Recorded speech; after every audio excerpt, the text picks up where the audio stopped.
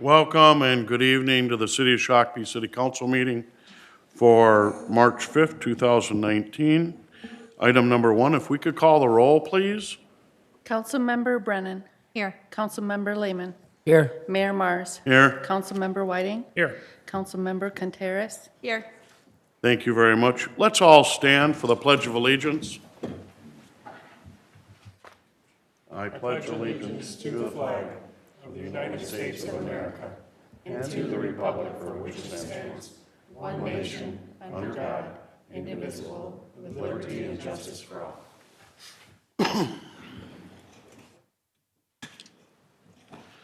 Thank you. Item number 3, special presentation. Mr. Reynolds. Well, thank you, Mr. Mayor. We're delighted to have Chief Tate here, who has a very special presentation, and I'll let him take it from here. Chief Tate. Good evening, Mayor, members of council. I am delighted to present our 2018 Officer of the Year Award tonight to Officer Courtney Anderson. It's hard to believe because it seems like we just hired you yesterday. She's been here over 11 years now. Courtney is a well-respected team player amongst department staff. She is an extremely hard worker. She led our department in DWI arrest and is a top performer across the board. Where Courtney really shines is as our DARE instructor. What a difference she makes, an impact she has on these kids' lives. She's been doing that for 8 years now. She has been the DARE instructor. And it's not an easy assignment, especially for Courtney. She works nights, and obviously school is during the day, so she rearranges her schedule and flexes to make sure that she is there for those kids. And I see it with how at DARE graduations, how they interact with her, the essays that they write, the posters that they make. You can tell she's having an impact. And last year, I had a parent reach out to me whose daughter was having a tough time with school and the adjustment. And, the one day she never had a problem going to school was DARE Day, because she knew she was going to get to interact with Officer Anderson. And I think that says an awful lot about the impact you're having in the community. So it is with great pride and pleasure that I hand over the Officer of the Year Award to Officer Courtney Anderson and one of our department challenge coins. So thank you for your dedication and your service, Courtney, and congratulations. Thank you.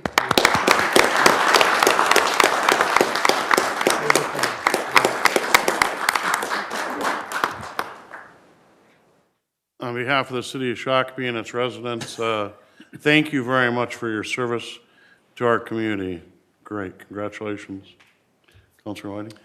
You know, it's real easy as a council member to sit up here and know that we have a police force that I don't have to think twice about or worry about, but that has the professionalism, and I take great pride in the work that all of you do. But congratulations, and much deserved. So great. Councilor Lehman. Mayor, I just wanted to point out what the DARE acronym actually stands for: Drug Awareness Resistance Education. That's correct. Thank you for that. That's a great program. Same with National Night Out and them kind of preemptive programs. Thank you for all your service to the community. Greatly appreciated. Congratulations. Councilor Contreras. Again, thank you for all you've done, for working with our kids. It's always good to see, how you work with them and the difference that you make. So yes, thank you very much for all you do. Councilor Brennan. Thank you for your service, and congratulations on your award. Thank you. Thank you. You should get one more round of applause. Were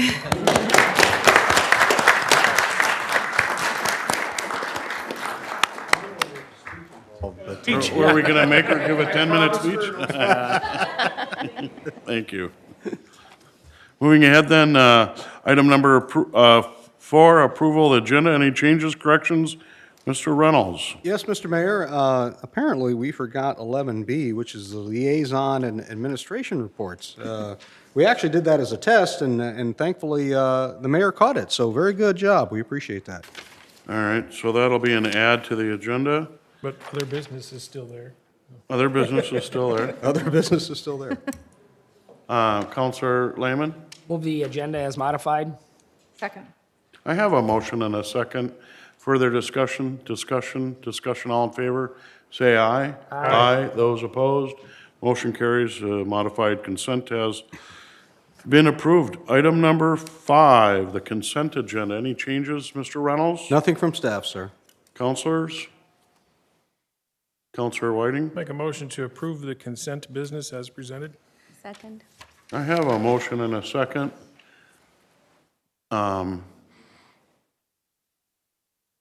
There's no discussion before we, Read them, right? huh? We read it, right? Yeah. Before we vote, we will read the consent agenda into the public record. Mr. Reynolds. Thank you, Mr. Mayor and members of council. These are the consent agenda items for March 5th of 2019.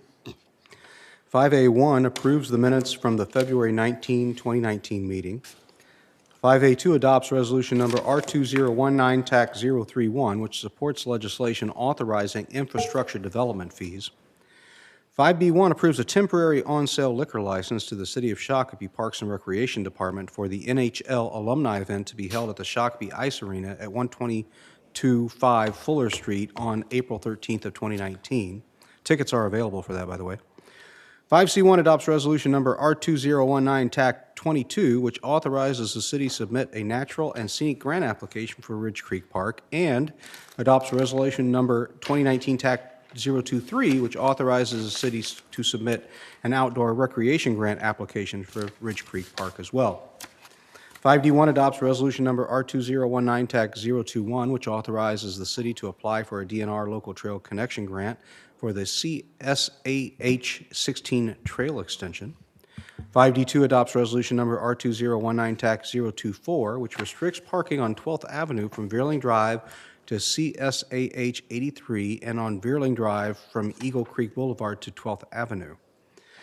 5D3 adopts resolution number R2019 TAC 030, which approves plans and orders an advertisement for bids for the 2019 street and reconstruction project, which is labeled CIF TAC 19 TAC 003. And finally, 5D4 adopts resolution number R2019 TAC 029, which awards a contract in the amount of $607,338.25 to Musson Brothers Incorporated for the 2019 Sewer Service Lateral Pipe Rehabilitation Project, which is project SAN 19 TAC 003, and the 2019 CIPP Sewer Lining Project, which is SAN 19 TAC 006. Thank you, Mr. Reynolds. I have a motion and a second to approve the consent agenda. The consent agenda has been read into the public record. There would be no further discussion. All those in favor say aye. Aye. Aye. Those opposed, motion carries. The consent agenda has been approved. Item number 6.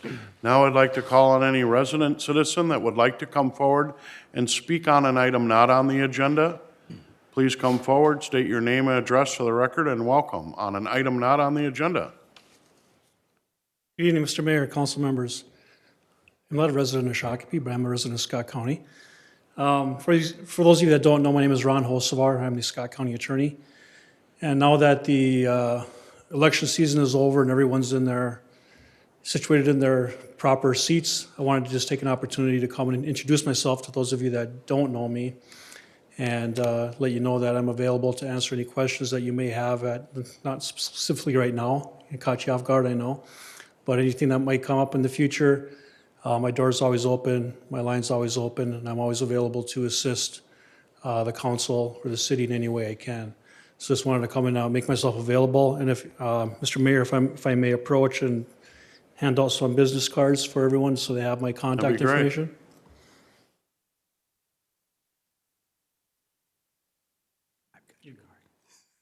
You're very kind to be here tonight, and in a personal way rather than a professional way in regarding any of us. Appreciate No that. subpoenas. Your office does great work for Scott County and Shakopee, and we have a joint prosecution agreement that works very, very well and creates efficiencies and effective efficiencies for our community here in Shakopee as well as Scott County. Thank you. It is working well, and thank you for the kind words. And I do anticipate Mr. Reynolds I'll be coming to, I believe, the next city administrator meeting and talking about the SJP. Try to give an annual update on how it's going. So that should be coming up here at the next meeting. Also, just kind of what we're doing in my office. You're probably familiar that we have a drug court that got up and going about a year and a half, 2 years ago. It's going very well. Try to keep people out of prison and off the streets and not doing drugs, and that's going well.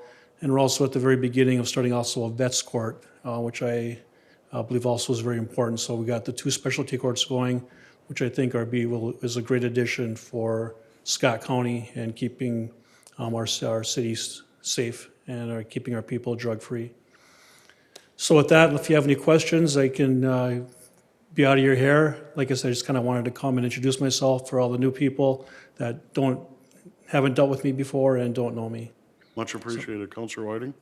You mentioned the new drug court. Is there anything new that you're looking into or planning for the court system in the future here?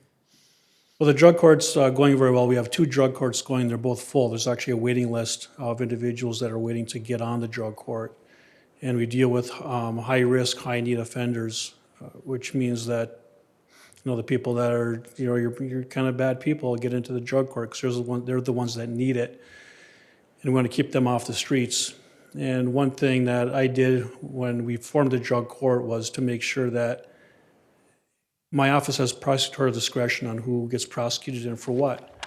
And I said, I will do this drug court as long as my office has a veto power over who gets into drug court. So I work closely with the chiefs around the county and the sheriff and Chief Tate and his people. And when people come through that want to get into drug court, we do look at them and talk to the officers and say, is this person, will they be a good fit? And if somebody's dealing, they're out. So we always check with the officers and say, no, this guy's a dealer. No way do we want them in drug court. So we veto them and they don't go in. As far as something new, nothing really new. It's going very well. There's always needs to be more emphasis on mental health. And I think especially with the vets court, even more so, we deal with these vets that are coming in that are really have some mental health issues. So the more mental health professionals that we can get involved with both specialty courts, I think is crucial, because that's what's really going to keep them from being off the street, keep them from committing crimes, keep them from doing more drugs, is getting their mental health under control. So the more mental health individuals that we can get on board and actually funding to get them so we can have people seen adequately is crucial. Thank you. Thank you. Others? If not, thank All right. you. Thank you, Mr. Mayor. Thank you, council members. Great. Very nice from the Scott County Attorney. Any other resident citizen that'd like to come forward and speak on an item not on the agenda? Please come forward and state your name and address for the record. Seeing none, we'd move ahead then. Item number 7, business removed from consent, which there was none. Item number 8, recess for the EDA meeting. I'd entertain a motion. Make that motion. Huh? I'll make the motion to recess to the EDA meeting. Okay. Second it. I have a motion and a second by Councilor Contreras. Discussion. All in favor, say aye. Aye. Those opposed, motion passes. President Whiting. All right, I'd like to call the March 5th meeting of the Shakopee Economic Development Authority to order. Please make note of the roll. First item on the agenda is approving the agenda.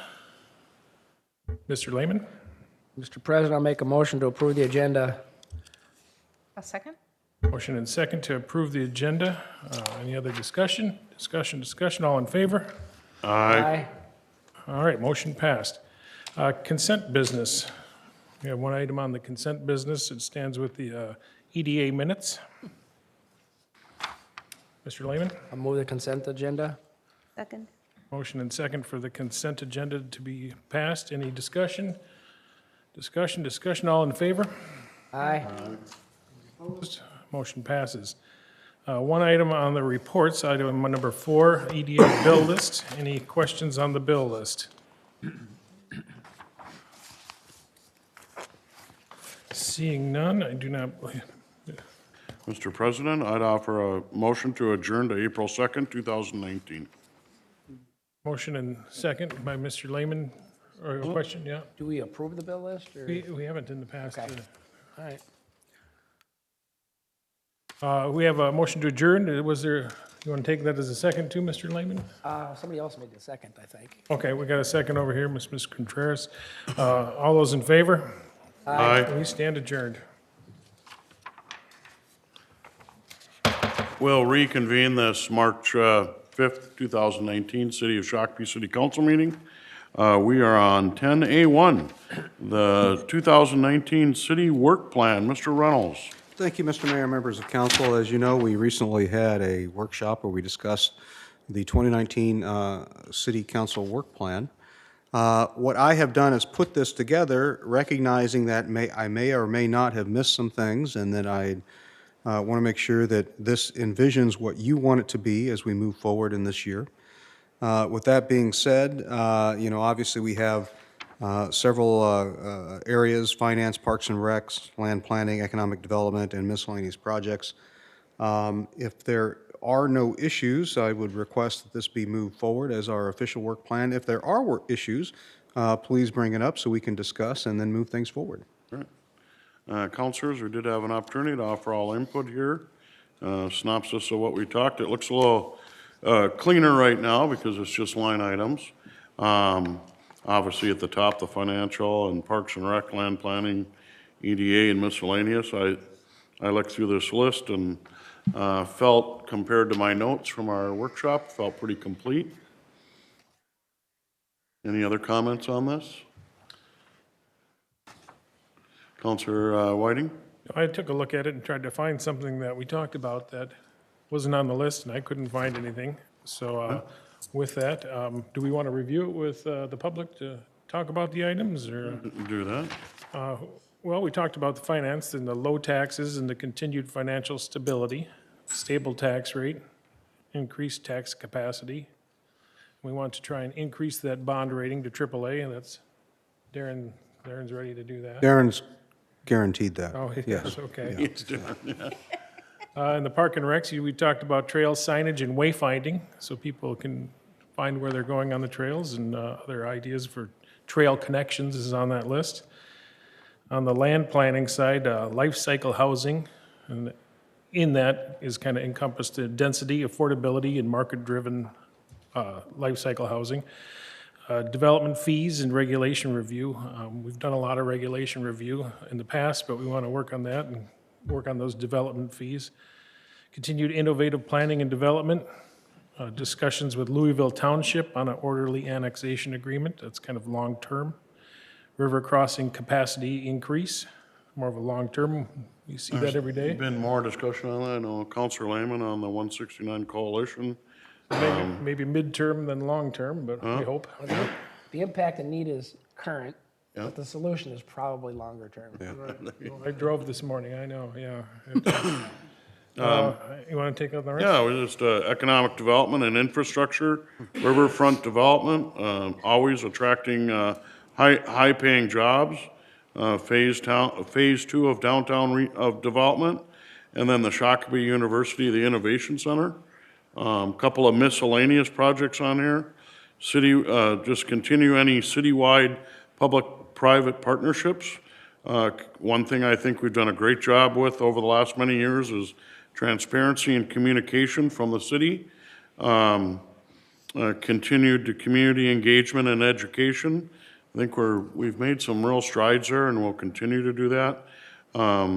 Joint city and committee meetings to provide guidance and direction. Historic tourism, which I think can be a big draw for our community. Southbridge Fire Partnership, and then we did discuss Minnesota River quality, which I think as time goes by will become even more important if it's not important now.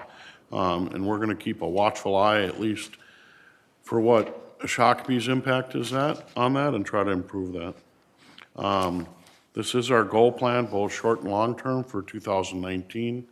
I think they're on the website or will be. Counselor Whiting. I'll make that motion to approve the 2019 city work plan and long-term goals for city staff. I have a motion and a second by Counselor Contreras. Questions, discussion? Discussion?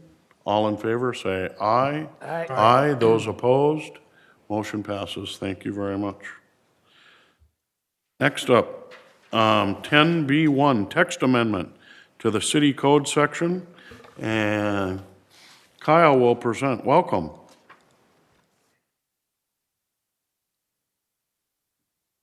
And just at the top of your presentation, Kyle, this is not a public hearing. We will probably have residents talk a little bit here, but can you just tell us why it's not a public hearing?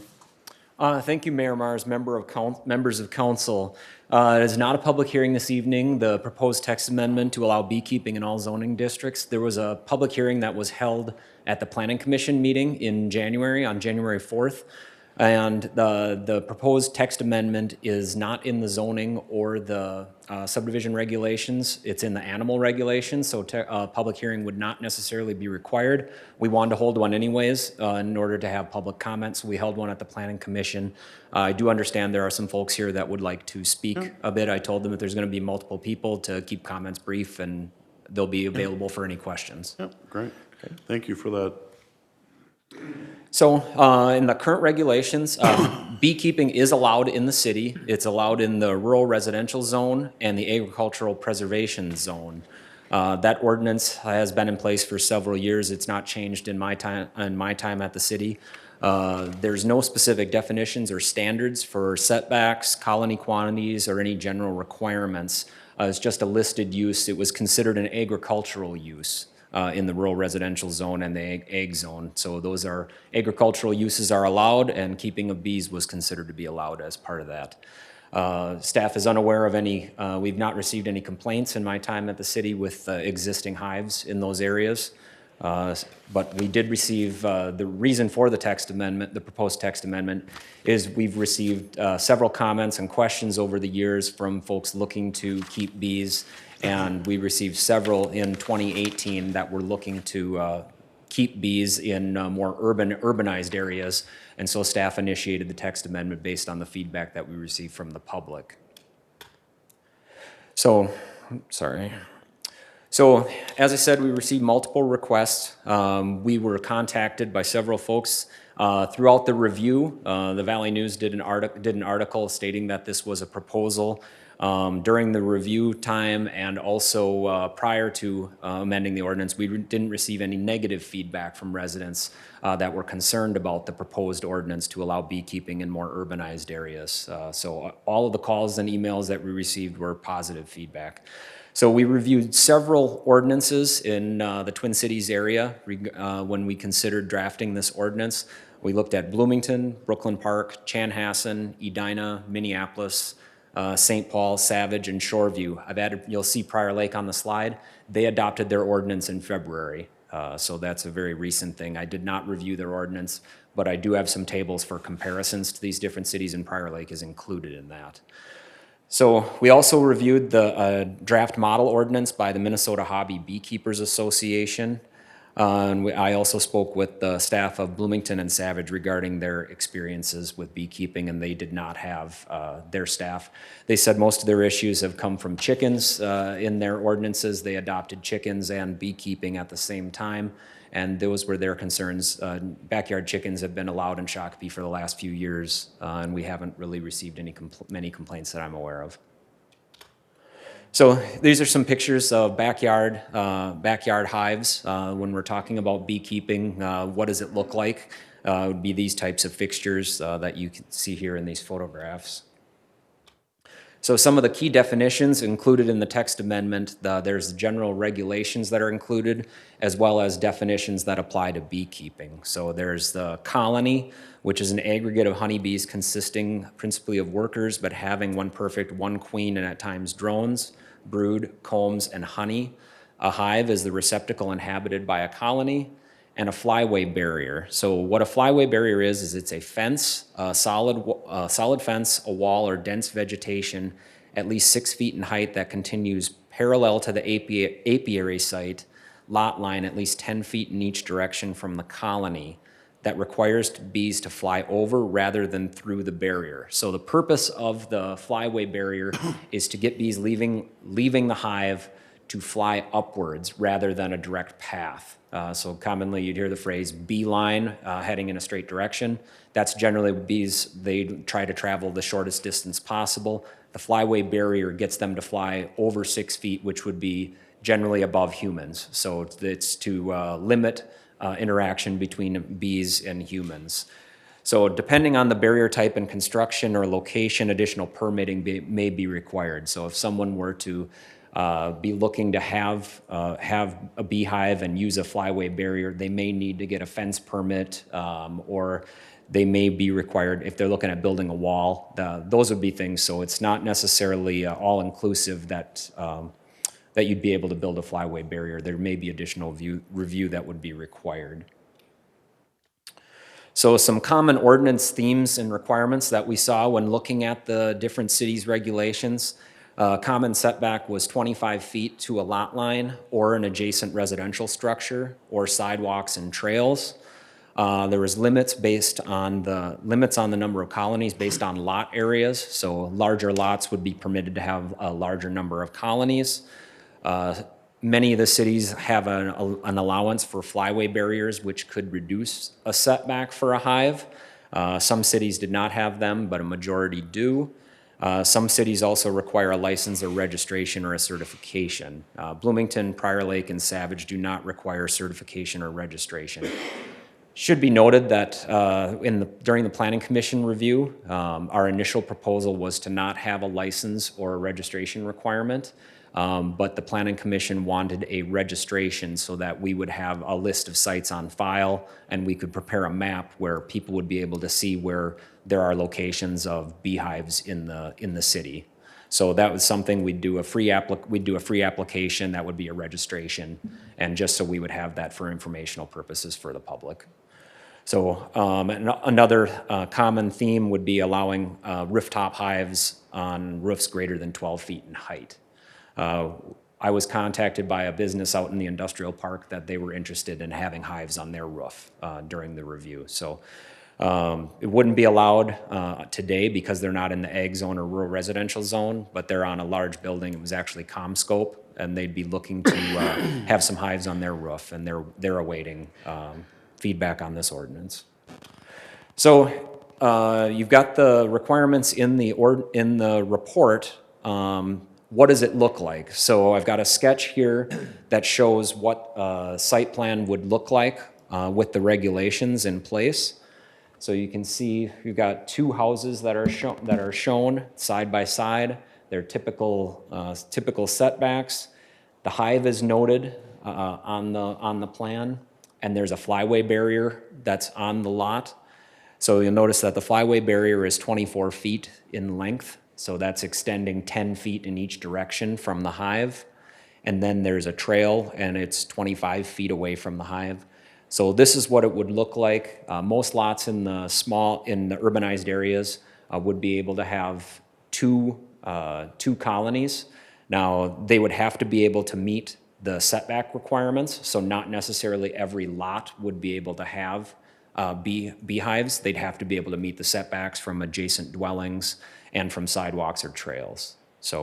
But it would apply to most lots. So the minimum setbacks are noted on the table on the right, and the lot area requirements are on the left, and that is what's proposed for Shakopee. Now, this is a table showing the regulations in other cities that were surveyed. So in the table, there's the setback from lot lines, the setback from an adjacent dwelling, and whether flyway barriers are required or allowed, and then also the lot size and colony limits for the cities that were reviewed.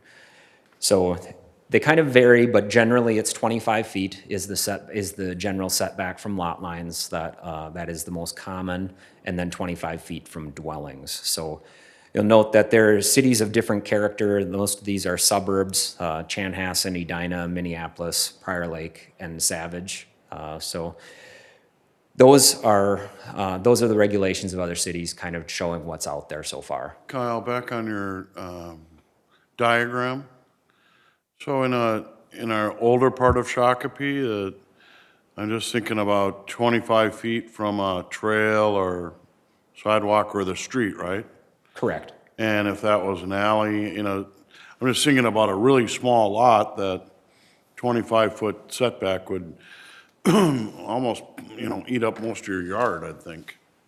If the standard lot size in the Old Shakopee residential area is 60 feet wide and 142 feet deep, so those lots, they would be able to meet the requirements. They may have to look at their individual space, if they have a detached garage, or what is the placement of their house and their neighbor's house.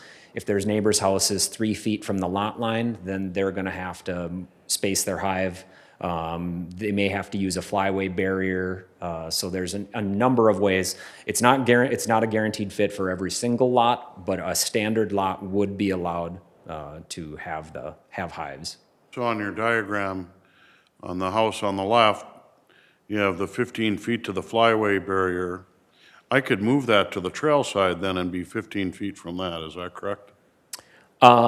Mayor, members of council, it would still have to be 25 feet. So it's the measurement that's the measurement for like a side lot line, not for a street or trail. All right. Other questions? Counselor Whiting? Thank you, Mr. Mayor. Kyle, when you talked to other cities, was there any city that had a requirement that had the neighbors have to sign off on certification? Mayor Mars, Councilor Whiting, I believe there was one city where, there were a couple cities where they had notifications. It wasn't necessarily that the neighbors had to necessarily approve. There was an appeals procedure, I believe in Edina, that allows for that. Some cities do the notifications, most of them do not. But it's not necessarily where neighbors would have to approve of your proposed application, but it's a notification is what some cities use. I can continue. So my concern is if there was someone in the neighbor's house that had a bee allergy and had some concerns about having bees. Now, I understand that honeybees are less likely to sting, but there may be some concerns from the neighbor. Could they file an appeal with the city to try and keep that hive from being placed in someone's yard? Mayor Mars, Councilor Whiting, this would be in the animal chapter of the regulations, so they would have to approach the council for that. It would not be the Board of Adjustment and Appeals, since it's not in the zoning chapter. That would be something that they would, the way the ordinance is drafted today, there would not be an appeals procedure if they met the requirements. Okay. Further questions? If not, continue, or Councilor Lehman? Can I speak to that just briefly? I promise I'd be very brief. Well, we're gonna speak with staff first, and then the public can come up, and, yeah, you'll have your time. Thank you. Not a problem. Councilor Lehman? Thank you, Mayor. Couple of questions. The first is the amount of colonies serving an area. It's my understanding like a colony, or maybe it's 2 colonies, serves like, I don't know, an acre or something like that. There's some formula out there for... With less than a half acre for 2 colonies. That's what you're saying. I'm saying that if you have a colony of bees, they typically utilize about an acre of space for pollinating. Mayor Mars, Councilor Lehman, that may be correct. I'm not sure. So the question I have is if we have 4 in a row, that's not real healthy for the actual colonies themselves if they don't have a large enough area to work. How do we, or is that just not, typically don't see that? You don't see them like... Mayor Mars, Councilor Lehman, I did learn a bit about the expense and the amount of time that's involved. It's unlikely that you're going to have multiple consecutive neighbors that would have beehives. There's a significant investment involved. There's its amount of time.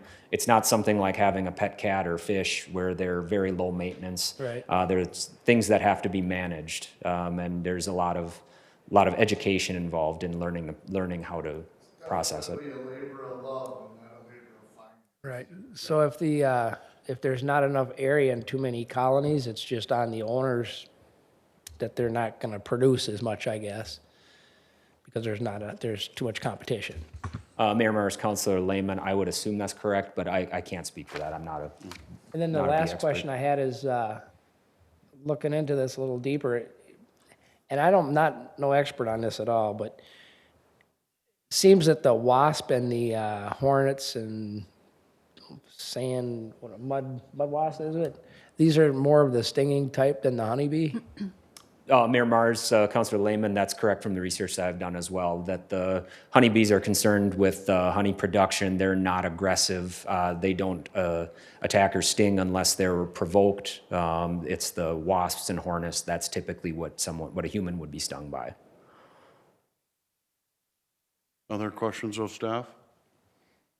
Councilor Brennan? On the chart where you have the maximum number of colonies that are allowed in a certain area, can you I think it may be part of what Matt's trying to ask is can you overtax or put stress on the bees, or if you have more colonies in the area than what's natural, or why would you have a certain number of colonies in a certain acreage amount? Mayor Mars, Councilor Brennan, it would be to limit it, also being in a residential area to make it maintain the character of a residential area versus having like a commercial hive facility. Also, I'm sure it's involved with capacity and space. The bees would just have to travel farther to get to the pollen sources. For that, I believe there are several honeybee keepers that are here this evening. They'd be better able to answer that question than me. Okay, I have one more question. Maybe it has to do with this. Maybe you can answer and maybe not. But in the old Shakopee, a block area, I think it's about an acre. So in one quadrant of that is a half an acre. So there's a possibility of 8 beehives in that quadrant where there's four lots on a 4 lots. Mayor Mars, Councilor Brennan, an entire block, so both sides of the alley is 2 acres. So one side of the alley would be 1 acre in a standard city block in Old Shakopee. So based on that, yes, if there's multiple lots, each lot could have 2 colonies. So if there were 5 lots, which would be standard, then that could be 10 colonies in a 1 acre area. And that's if all 5 houses had hives. Okay, so would that overstress the bees and they would swarm, or what would the results of that? They would just have to go farther to get their food. Mayor Mars, Councilor Brennan, I don't know the answer to that question. Maybe a good question for our beekeepers.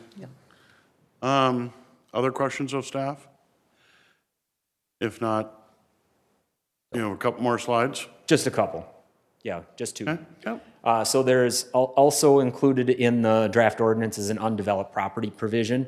So say you had a lot that was a 10-acre lot or a 20-acre lot, and they had a lot of hives, and they sold off part of their property or adjacent properties got developed, then the hive site would have to meet the setback requirements. So some cities have that regulation. This is something that's included in our draft ordinance. So that's if, say, the 20-acre property was split off, part of it, 10 acres was subdivided, and then it no longer met the setback, then the hives would have to be moved. Okay. So, and the recommendation at the Planning Commission on January 4th, the Planning Commission voted by a vote of 6-0 to recommend that the City Council approve the proposed text amendment, and they also added a registration provision. So with that, I'll turn it over for any other questions. Questions of staff? If not, thank you, but don't go far away. All right, I understand this is not a public hearing, as we mentioned at the top of the intro for this subject matter, but if folks would like to come and speak on this item, please come forward, state your name and address for the record, and looks like we might have a few, so just keep her brief. Yeah. Thank you. Welcome. Hello, welcome. Hello. I'm Judy Blythe. I live at 1808 Rochelle Curve, Shakopee. And my husband is a beekeeper. He belongs to the Scott County Beekeepers Association. He has been a beekeeper for the last 8 years. I'm allergic to bees. And I go with him to the yard where we keep them. We just make sure that I have my EpiPen handy, and I have never been stung because bees are very non-aggressive. They're not out to get somebody or sting somebody. They're out to produce, and that's all they do. I would not have any concern with having a hive right next to my house, and I am allergic. It can kill me. And you're allergic to them and get an allergic big reaction? Yes, I get anaphylaxis if I'm stung. You're out in the backyard when your husband is working the colony? Yes. Okay. Yes, because Interesting. sometimes I'll take notes if he's doing, if he's doing stuff and he wants me to write stuff down, and I will be just, feet away. I have never had any problems. Wow, okay. Counselor Lehman? She stated she kept her EpiPen handy. Well, you have to, yeah. Yeah. Because, anaphylaxis is a big deal. I kind of like breathing and living. It's kind of nice. Yep. So, Well, tennis rackets, fly swatter, EpiPen, it all works. the EpiPens are expensive, but they're worth it. So, yeah, so that's just all I do. And even if I were to get stung, I still also live really close to the hospital. Not a big deal. Any other comments you'd like to make on this ordinance? Bees are awesome. Please, let's do this. Thank Okay, you. thanks. Anybody else like to come forward and make comment on this ordinance? Please come forward, state your name and address for the record, and welcome. I'm Brad Edstrom. I live at 1282 Granite Court. I'm going to read a little something to you, if that's okay. I kind of spent all day This first paragraph is from a guy named Chris Packham. He's from London, but it's the paragraph that I liked. Ever wonder where all the food that you eat comes from? Well, it might surprise you that a significant proportion is provided by bees, one way or another. If you look at a plate of food on your dinner table, bees have played their part, either pollinating the many vegetables and fruits we eat directly, or pollinating the food or for the animals that we then consume. And that's not all bees do for us. They also give us honey. We all love honey. They give us wax, and there are two important products that come courtesy of the bees. But honeybees are disappearing globally at an alarming rate due to pesticides, parasites, disease, habitat loss. If these little insects that help provide so much of the food we eat were to vanish, what do you think we'd eat then? Something to think about. Some of the foods, apples, we all have apples, mangoes, kiwi fruit, plums, the list goes on, cashews. The bees go, these foods are gonna go.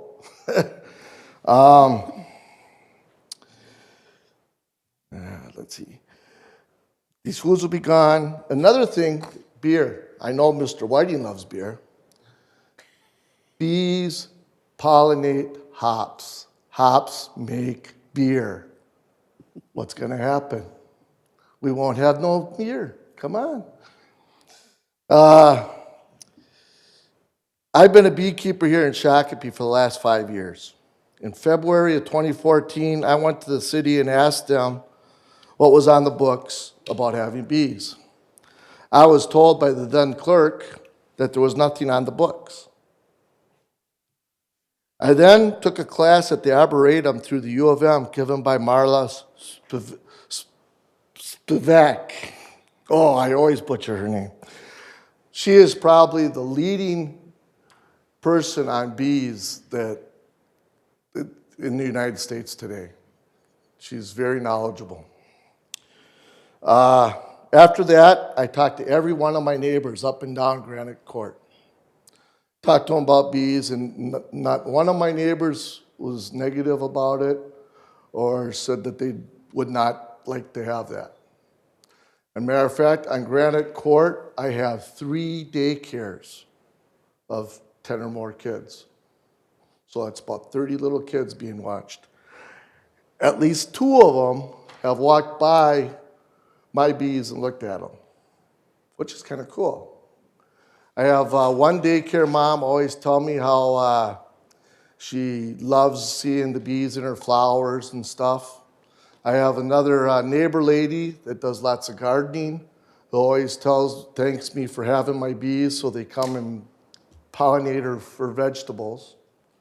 I've been Well- by your house. Your flowers are 10 feet higher than mine. Yeah, I love playing in my yard. I did a pond in about 2015, a 2,500 gallon pond, which was just 2 feet away from where my beehives were. The guys from Pond Kings that did my pond, one guy was real nervous because he was allergic and was real apprehensive. But after the week of them doing my pond, not one bee bothered them, and they didn't bother my bees. And they were only like 2 feet away from each other. So we can coexist. Okay? About sometime in 2016 or 2017, I talked to the three gentlemen in the middle here, Mr. Whiting, Mr. Lehman, Mr. Mars. I told them about my bees. And we all pretty much run the same agreement. Let's just have a wait and see time frame and see what happens. Well, I guess the time's now. You know, bees or nay. Now after 5 years, I haven't had a complaint. Nobody's come knocking on my door, no policeman or anything saying anything about my bees. My backyard is Verling Avenue. People walk by it. It's a very walkable block.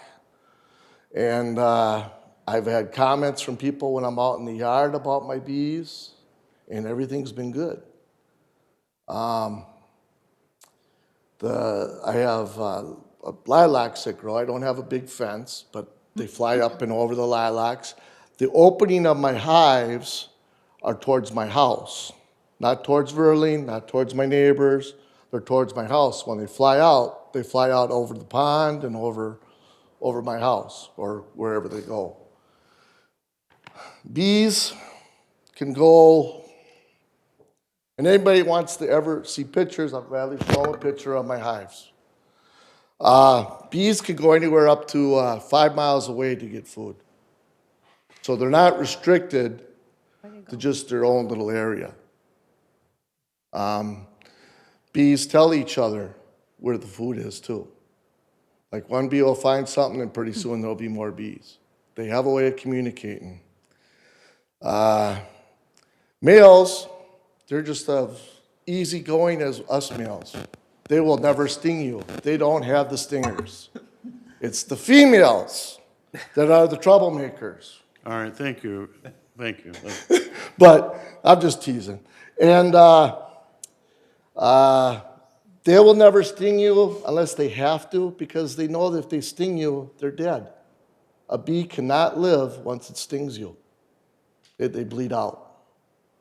The only bee that can sting you multiple times is the queen bee, and you will never meet her. That's truth. If you guys have any questions, I'll gladly take them. Questions?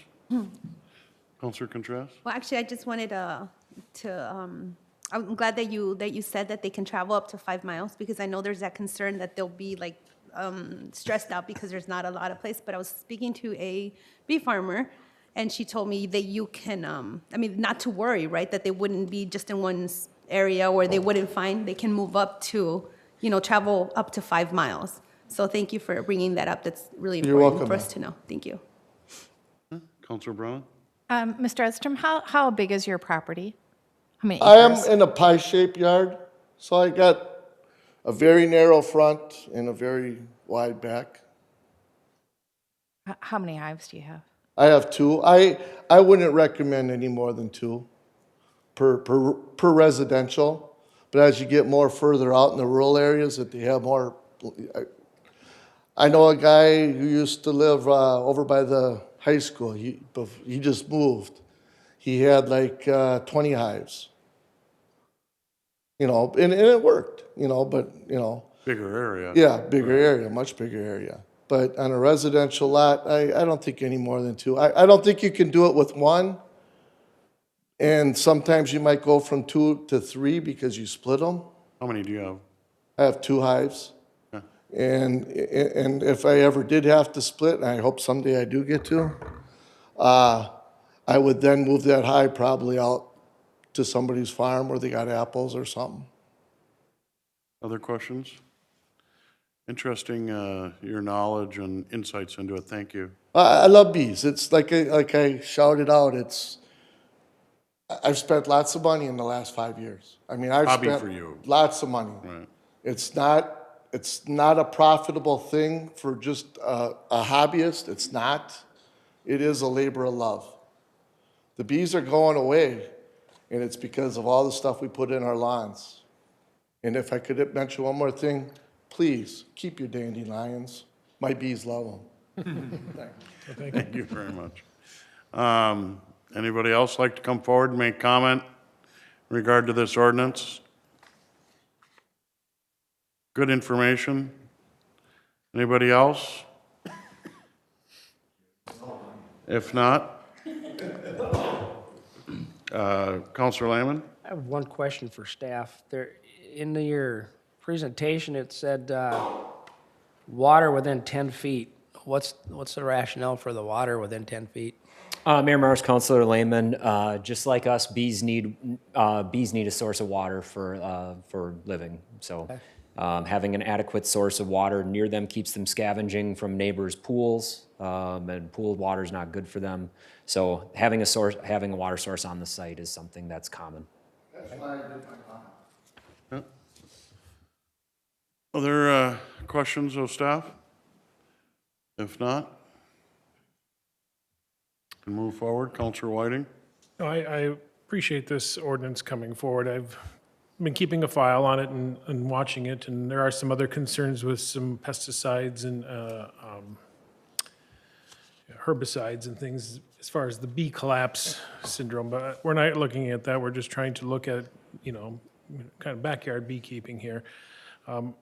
So I think he mentioned the gentleman outside town with the 20 hives. I've had that honey. It's good honey. I don't know how any honey could be bad, but his was really good. So I'd be proud to offer a text amendment, make a motion to offer a text amendment with the city code section 130.04 to create a beekeeping ordinance.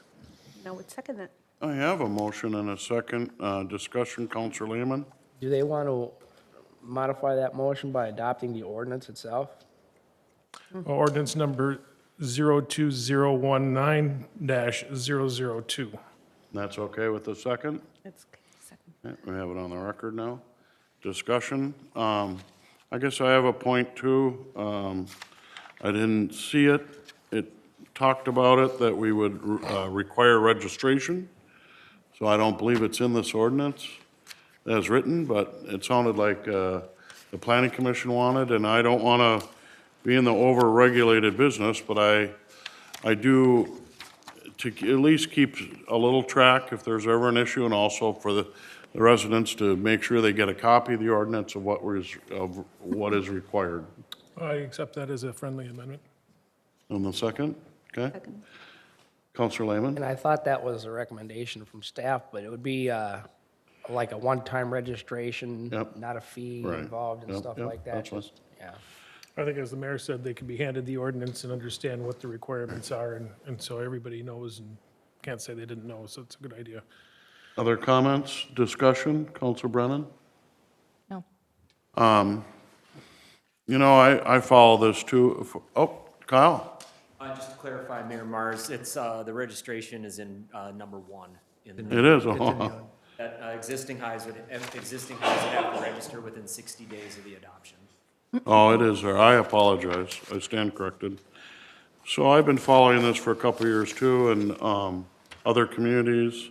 It's interesting, they're already here. And not that government wants to be really involved here, but there was discussion years ago about all over the metro area about having chickens in your yard and pro or con that. But since I believe we have an ordinance on chickens now, and my phone is not rung on at least that issue. and I haven't heard of any problems on bees. So, but those are kind of my comments, and is there further discussion? Discussion? All in favor, say aye. Aye. Those opposed? Motion carries. Thank you all very much. We can do a sampling sometime, but Thanks for caring. All right, let's move forward here. 11A is our city bill list for our review. And there was some information put out about buying more salt by Mr. Reynolds. We have quite the season.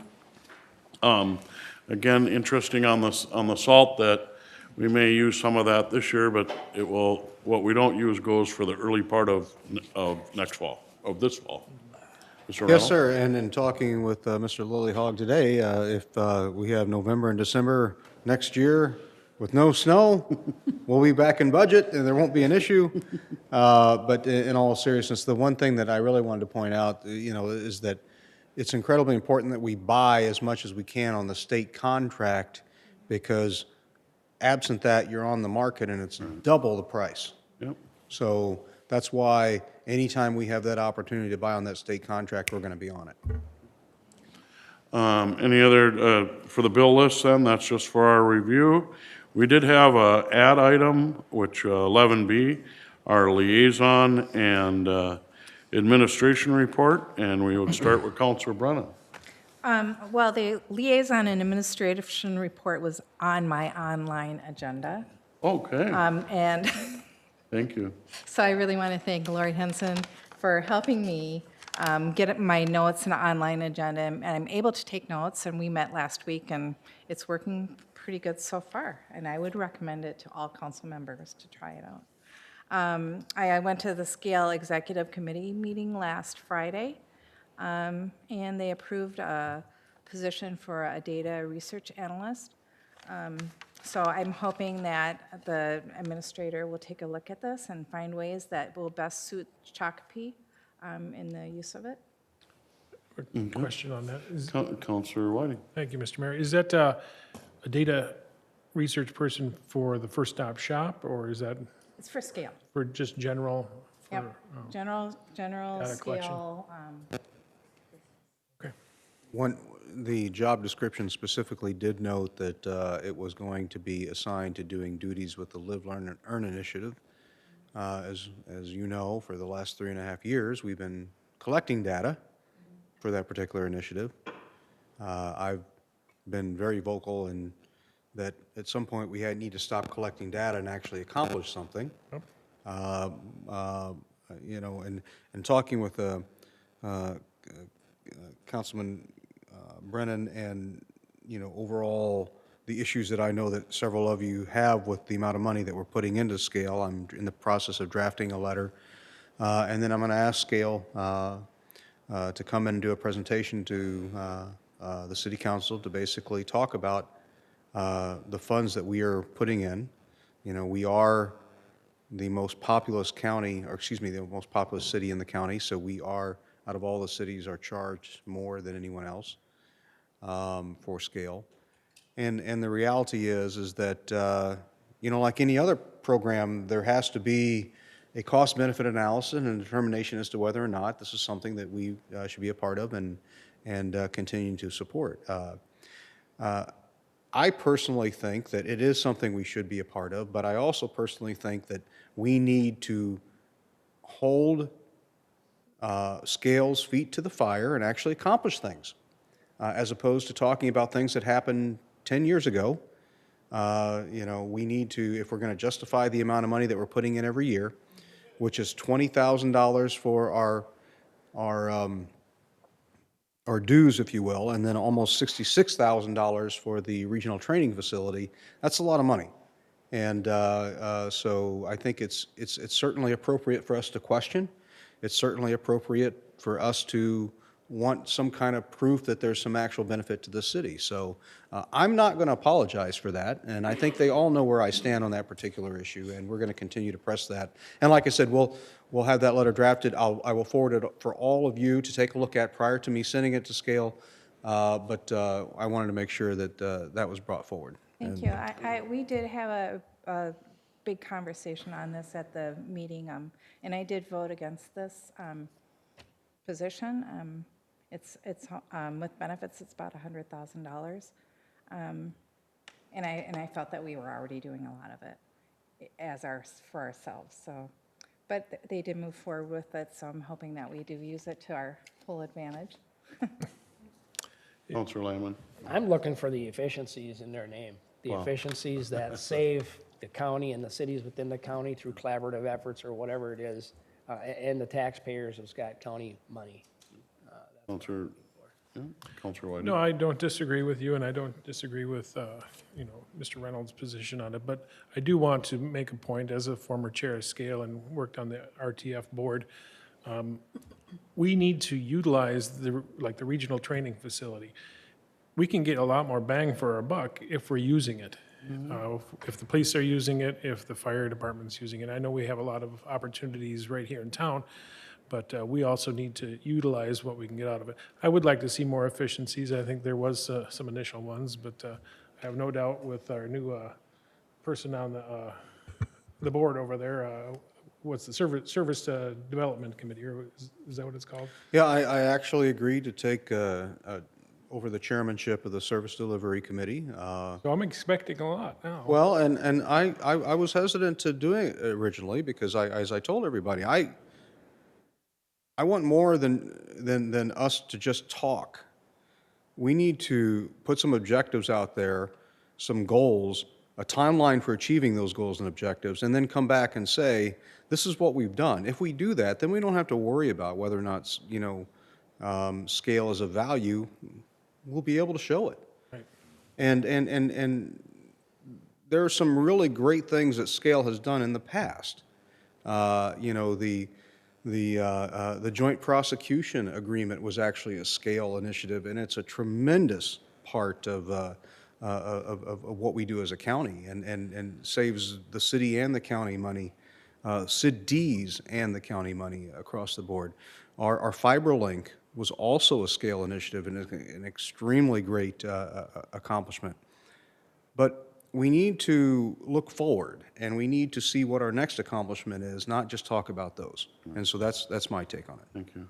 I kind of agree with Counselor Lehman. I'm a past president of that Scale organization as well, and actually over the last weekend I ran into former Mayor Jack Haugen of Prior Lake, and he was there in the beginning with a few of us and our former city administrator and myself at that time, and it should go back to creating efficiencies for the city. And while there's been some wins along the end, here we are about trying to create efficiencies, and now they're talking about hiring someone at $60,000 to $100,000 just on the Scale due monies. And yes, you're right, the one-stop shop would be paid out of the county budget, but not Scale. But so I try to gets back to its founding mission statement from that. That's kind of where Mayor, I sit. I go back to the beginning of the training facility. When we approved that, City of Shakopee included, I was there. And the intent at that time was that Scale was going to sell that to other communities to buy into and utilize for the region. And as that happened, which hasn't happened, but if that would have happened, Well, it did for a while. I the mean, goal was to expand its use to a wider region, lowering Our our expenses. Yeah. investment into it.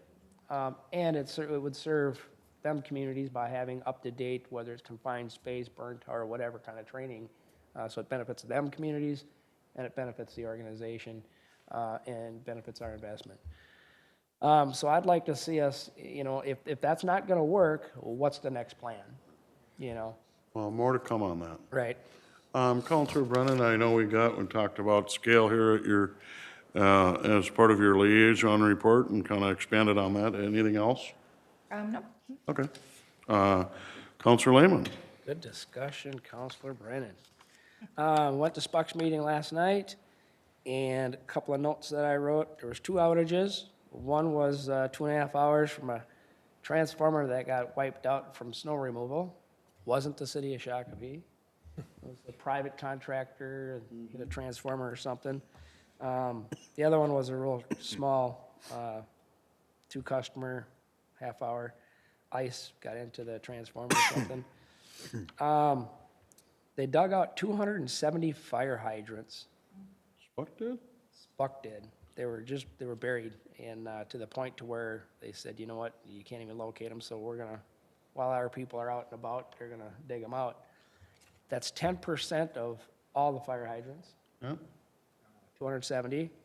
So I put in my note here that us as citizens have to do a better job helping clear our fire hydrants out.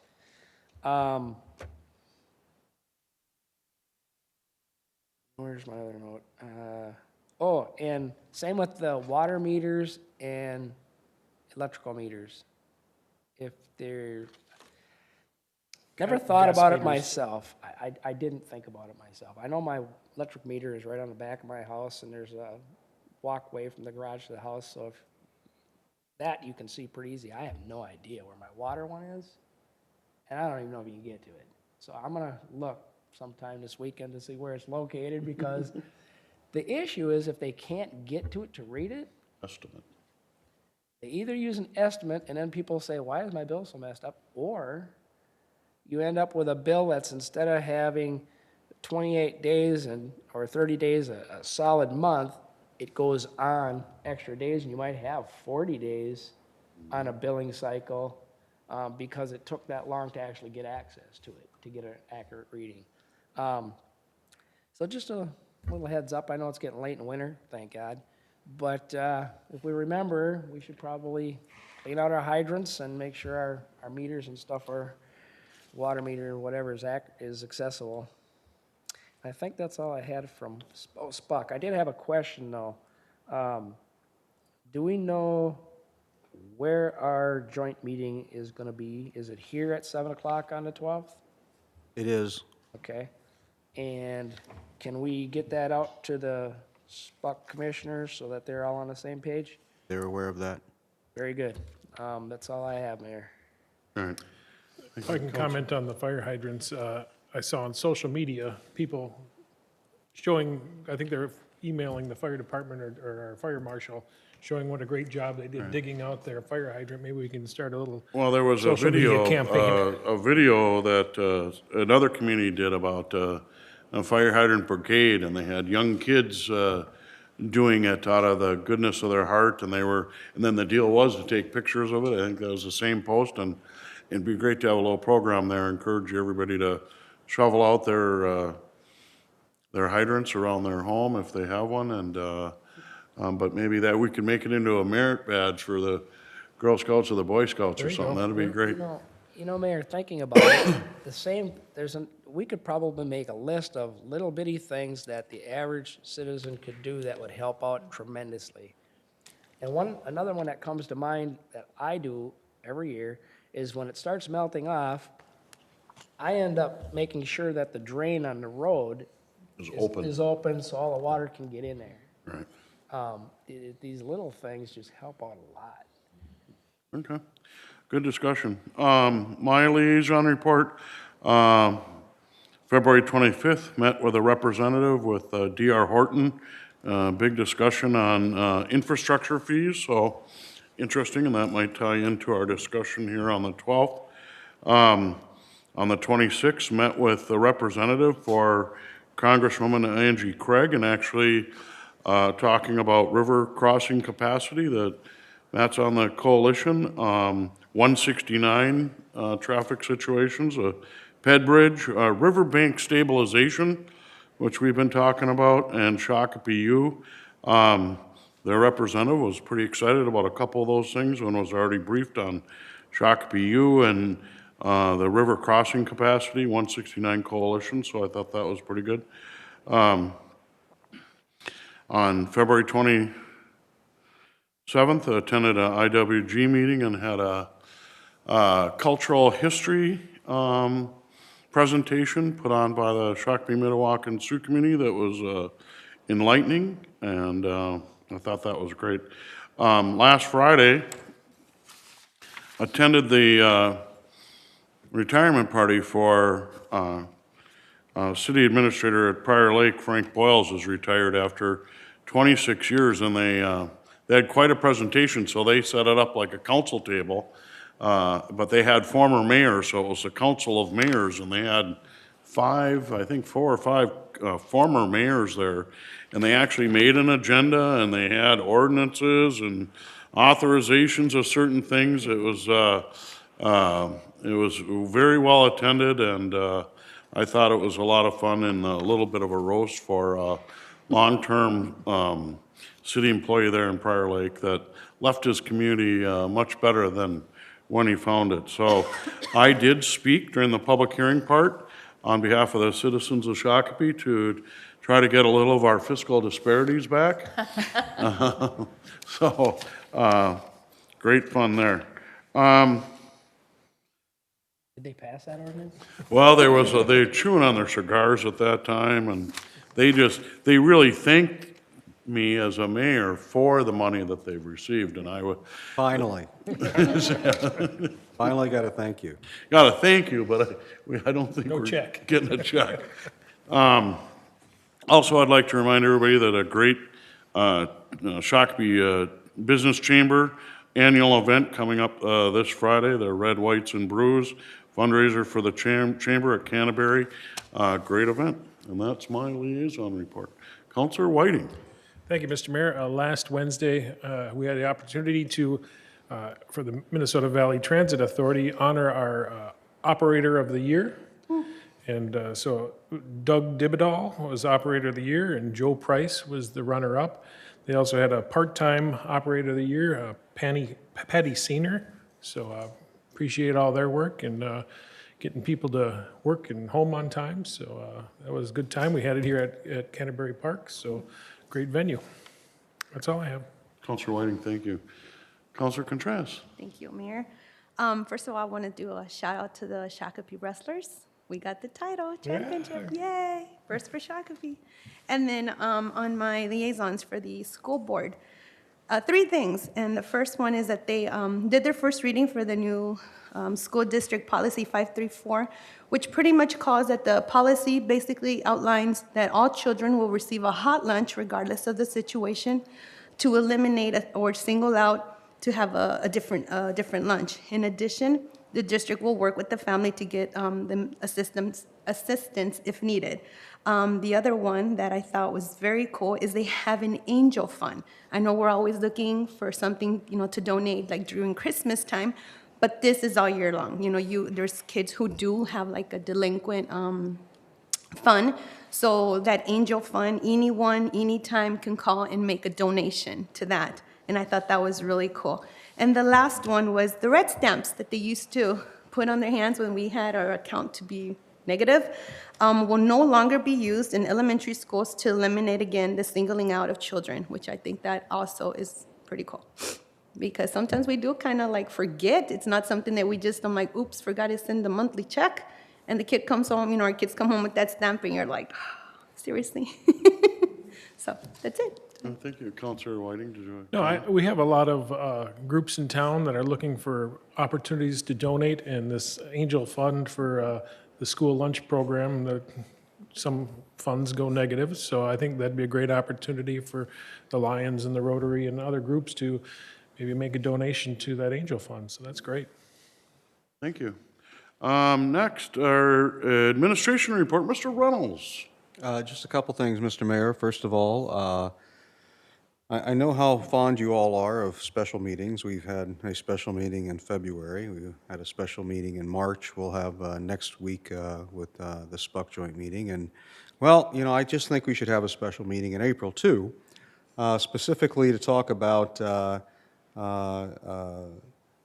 our comp plan. So our comp plan needs to be sent to, officially by you, to the Met Council by May 1st.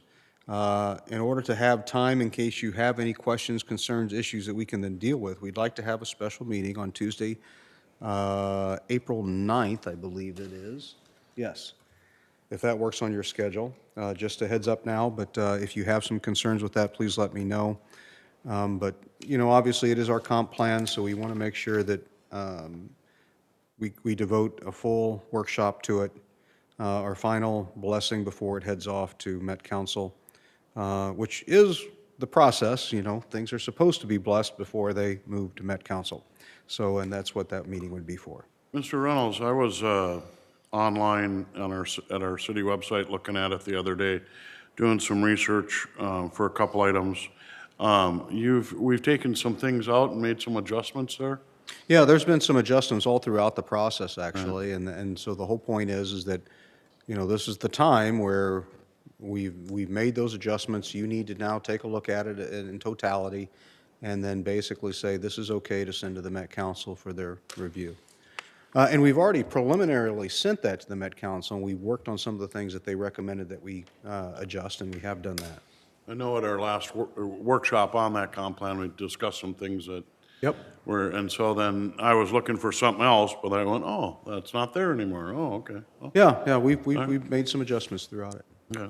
Counselor Whiting? Will we be seeing those adjustments that were made, or is there things? Yeah, we can get the Highlight latest them. edition out to you. It is online, but we can certainly get it out as well. Get the I'm link not- to you. what I'm Before that saying is- workshop? Yeah, What absolutely. I'm saying is, if there's some adjustments that the Met Council wanted us to make, that's fine, to make them happy, but if there's stuff we've eliminated, I'd like to see what's been taken out. Yeah, absolutely. And frankly, some of the things were things that you guys all either collectively or individually had issues with, and we looked at it and said, yeah, let's just get rid of that. So yeah, we can do that, definitely. Anything, oh, Counselor Lehman? If we could get the overview ahead of time to look it over, that'd be great. Absolutely, definitely, will do. Anything else? Just finally, so last Friday, we had our longest-standing employee, Todd Brinkhouse, hung up his spurs for the city and Public Works.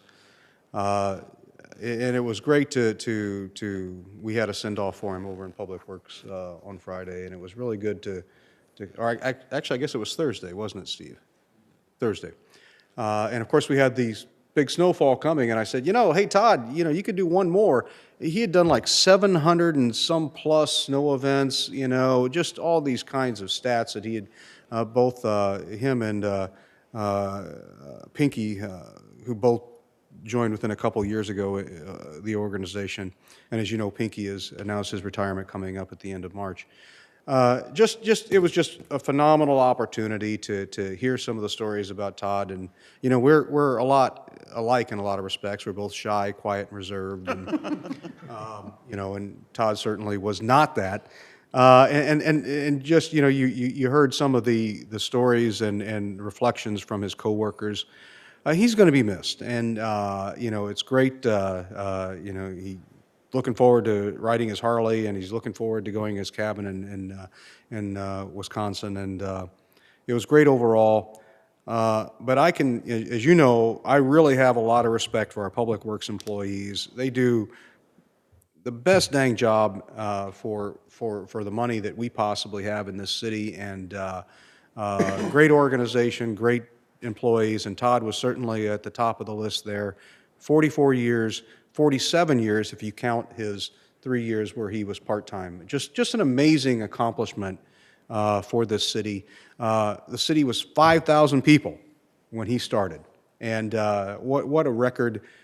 He was involved with a lot of the building of the premier spaces that we have in this city today. So just my hat's off to him. I wish him the best in retirement, and we look forward to hopefully him stopping by at some point in the future and kind of checking in with us and letting us know how retirement's going for him. So that's all I have. Excellent. Counselor Lehman, number 12, other business. Mayor, I have 3 items, actually. The first is I wanted to congratulate the Shakopee Wrestling team, Sabres. First state team championship ever. big deal. Way to go, Sabres. I watched the whole thing and, you know, I was on the edge of my seat the whole time, so very proud of them. And my business is a sponsor, so. Second item was happy birthday to Lori Hanson. Oh, yes. Happy birthday to you. Happy birthday to you. Happy birthday, dear Lori. Happy birthday to you. Hey.